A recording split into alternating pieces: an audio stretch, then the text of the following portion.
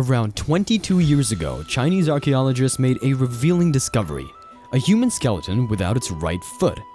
This find led to a lot of questions about life in medieval China. While war seemed a possible reason, the victim being female diminished the warrior possibility. Medical examination of the remains found in the Shaanxi province unveiled a grim reality. The woman had suffered a brutal punishment known as yue in ancient China, involving foot amputation. What other punishments existed in the justice system? Imagine living without limbs. It must be worse than the death penalty. Yue was one of the 5 punishments, a set of severe penalties employed for egregious crimes in China for nearly 1,000 years, leading up to the early imperial era. These punishments were characterized by extreme cruelty, aiming to inflict both intense physical agony and psychological torment upon both the guilty individuals and those who witnessed their suffering. Bystanders were worthy of this punishment as they failed to put a stop to it. While written laws in the various Chinese kingdoms and states associated specific crimes with corresponding punishments, the ruler's personal preferences, political considerations, and other factors often dictated the nature of the punishments inflicted upon the condemned. The mildest of the 5 punishments was tattooing. The main reason why our elders don't like the idea of getting inked, as these were the mark of a criminal.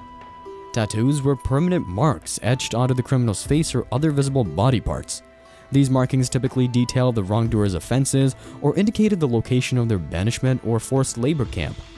Now, if you think that was mildly brutal and unacceptable, then the next one will remind you of Harry Potter. After tattoos, there was rhinotomy, a dreadful act involving the severing of the criminal's nose. Similar to tattooing, this left an indelible mark, but due to the involvement of blades and bloodshed, rhinotomy and the subsequent 2 penalties often led to fatal infections. Progressing up the severity ladder was yue.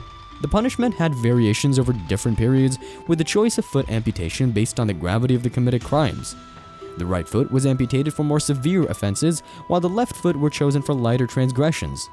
The woman in question, believed to be in her early 30s at the time of her demise, appears to have been subjected to the former.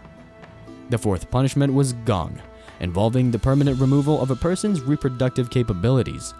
For males, this meant castration, as seen with the notable case of Sima Qian, the emasculated father of traditional Chinese historiography. Gong penalties for females might have involved forcefully striking the abdomen with a sturdy object to induce damage to the womb. The final among the 5 punishments was death. Encompassing a range of methods, these included strangulation, decapitation, boiling or grilling a person alive, and even the macabre practice of mincing a person's flesh and salting it. The deliberate cruelty aimed to inflict maximum suffering on victims and their families while also serving as a shocking deterrent against similar crimes. Fortunately, by the early Han period in the 2nd century BC, Chinese society had progressed to a stage where rulers recognized the need to replace these brutal punishments. The new 5 punishments gradually emerged over the centuries, consisting of whipping, flogging, hard labor, exile, and capital punishment. Death remained the ultimate penalty, but the brutal and unusual methods of execution were abandoned. It's worth noting that while some of the older punishments persisted, their frequency significantly declined. Punishments such as rhinotomy and yue ceased to exist altogether. Today, capital punishment surprisingly continues to be practiced in several countries, even among developed nations like Japan, Singapore, and the United States. Anyway, life in prison sounds way better than anything related to it. It's just an easy way out. This viewpoint rests on a straightforward principle: you should not take a life if you can't give it back.